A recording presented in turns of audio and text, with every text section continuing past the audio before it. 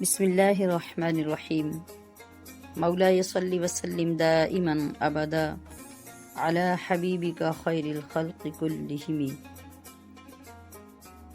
خدا کی ہے عنایت ماہ رمضان آنے والا ہے، ہوئی حاصل مسرت ماہ رمضان آنے والا ہے۔ ماہ رمضان، ماہ غفران، ماہ سبحان، ماہ رحمان۔ ماہ رمضان، ماہ غفران، ماہ سبحان، ماہ رحمان، کھلیں گے باغ جنت، ماہ رمضان آنے والا ہے۔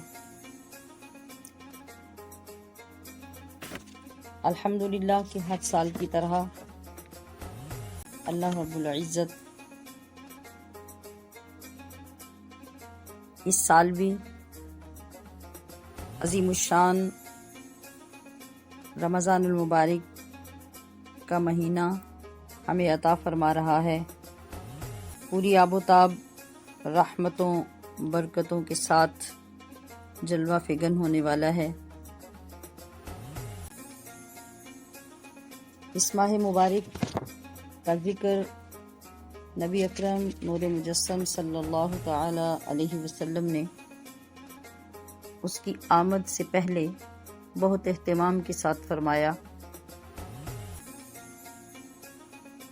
ایک مقام پر وہ خطبہ ارشاد فرمایا جو مشہور و معروف خطبہ حضرت سیدنا سلیمان فارسی سے روایت کیا گیا ہے۔ اس میں آپ علیہ الصلاۃ والسلام نے ارشاد فرمایا، یا ایھا الناس قد اظلکم شہر عظیم شہر مبارک، او کما قال صلی اللہ علیہ وسلم، کہ اے لوگو تم پر عظمتوں والا مہینہ جلوہ فگن ہو رہا ہے،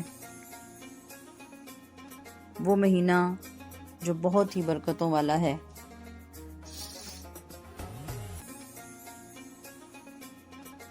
تو گویا اللہ کی طرف سے جلوہ گر ہونے والے اس مہمان معظم کی آمد سے قبل آپ علیہ الصلاۃ والسلام نے اس کی فضیلت کو بیان فرمایا،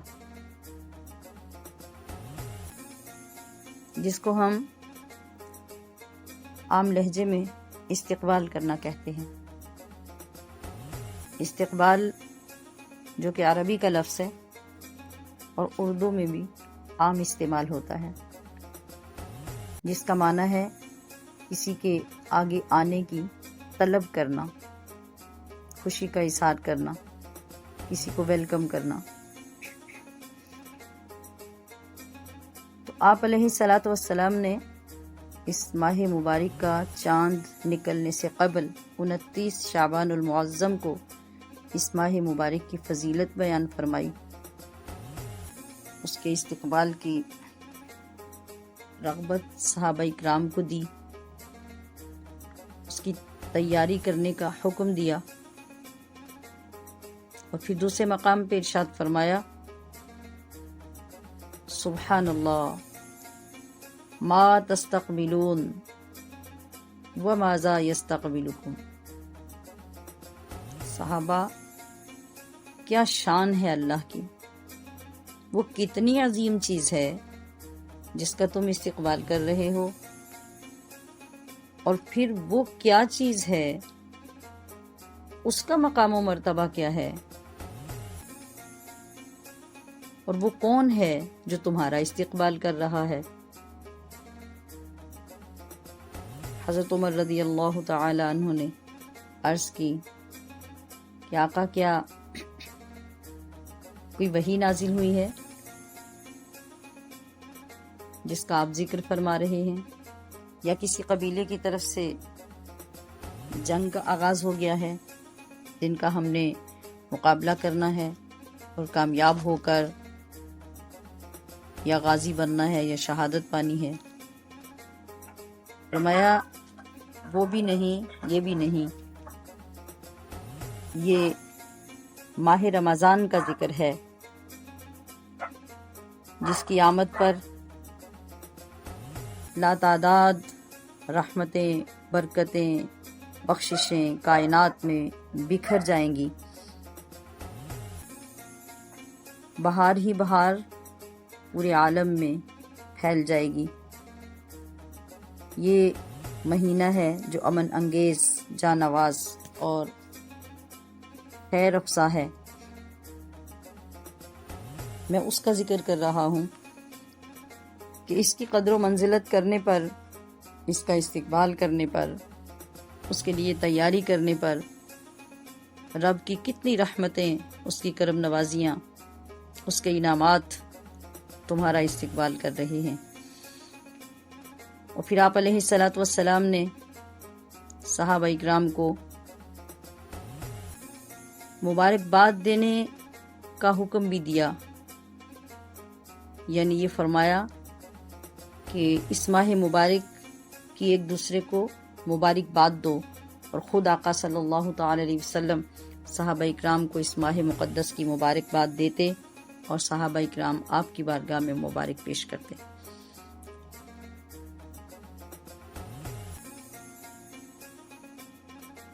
تو ضروری ہے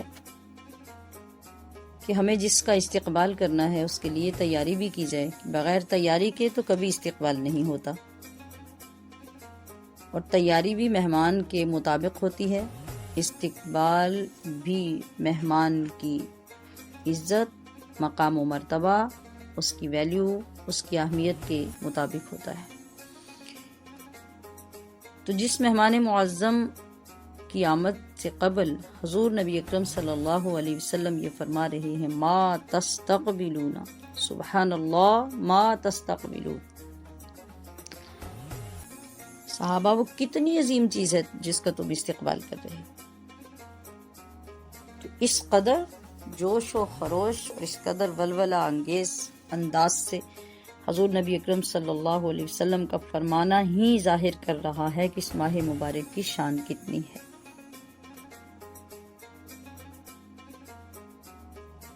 تو ہمیں حضور نبی اکرم صلی اللہ علیہ وسلم کی سنت مبارکہ کو پورا کرتے ہوئے آج ہی، جو کہ ایگزیکٹلی 29 شعبان ہی کا دن ہے، جس دن آپ نے خطبہ ارشاد فرمایا، جس دن آپ نے صحابہ اکرام کو متوجہ فرمایا، جس دن آپ نے اس ماہ مقدس کی قدر و منزلت ان کے مقدس دلوں میں اتاری اور خود اہتمام فرمایا، مبارکباد دی، صحابہ سے مبارکباد دی، ان کو تیاری کا حکم دیا، تو اللہ پاک ہمیں یہ آج سعادت عطا فرما رہا ہے۔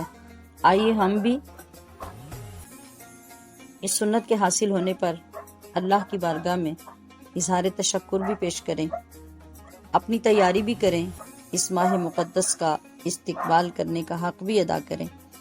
اور حضور نبی اکرم صلی اللہ علیہ وسلم نے اس وجہ سے بھی اس ماہ مقدس کا استقبال کرنے کا حکم دیا۔ آپ نے ارشاد فرمایا کہ مومن کے لیے رمضان المبارک سے بڑھ کر اور کوئی مہینہ عظیم اور محترم نہیں، اور منافق کے لیے رمضان المبارک سے بڑھ کر کوئی اور مہینہ اتنا خطرناک اور مشکل نہیں۔ تو یہ معیار ہو گیا، اب ہمیں پہچاننے میں بھی انتہائی آسانی ہو گئی۔ اس کا جواب ہم اپنے دلوں سے حاصل کر سکتے ہیں کہ جو ماہ مقدس کی گھڑیاں قریب آ رہی ہیں، چاند نکلنے کا وقت قریب آ رہا ہے، تو ہم اپنے دلوں کا جائزہ لیں، ان کو دیکھیں، کیا ہمارے دلوں کے اندر تنگی ہے، مشکل محسوس کر رہے ہیں، فکر مند ہیں، یا خوشی سے سرشار ہیں اور اندر نورانیت محسوس ہو رہی ہے، ولولہ ہے، اور اس مقدس مہمان سے ملاقات کی بے قراری ہے۔ یہ ساری کیفیات ہم خود اپنے اندر دیکھ سکتے ہیں اور فیصلہ کر سکتے ہیں کہ ہم ایمان کے کس مقام پر ہیں۔ تو عزیزات گرامی قدر، آئیے اس مختصر سے وقت میں اس ماہ مبارک کے شایان شان ہم اس کے استقبال کی تیاریاں بھی کریں، اور پھر جب اس مہمان نے جلوہ گر ہونا ہے تو اس کی ضیافتوں کا اہتمام بھی ہمارے ذمہ ہے۔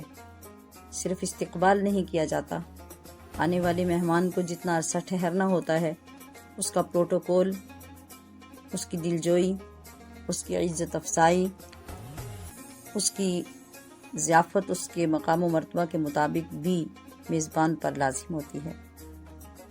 ہم کوشش کرتے ہیں کہ ہم بہترین میزبان بن سکیں۔ اس مختصر سی گفتگو میں تیاری کے متعلق عرض نہیں کر رہی، صرف استقبال کے متعلق عرض کر رہی ہوں، اور انشاءاللہ ابھی اس کے بعد اگلی گفتگو میں ہم اس ماہ مبارک کی تیاری کے کچھ قواعد و ضوابط سمجھنے کی کوشش کریں گے۔ اللہ پاک ہمیں اس کی توفیق عطا فرمائے۔ وما علیہ الا البلاغ۔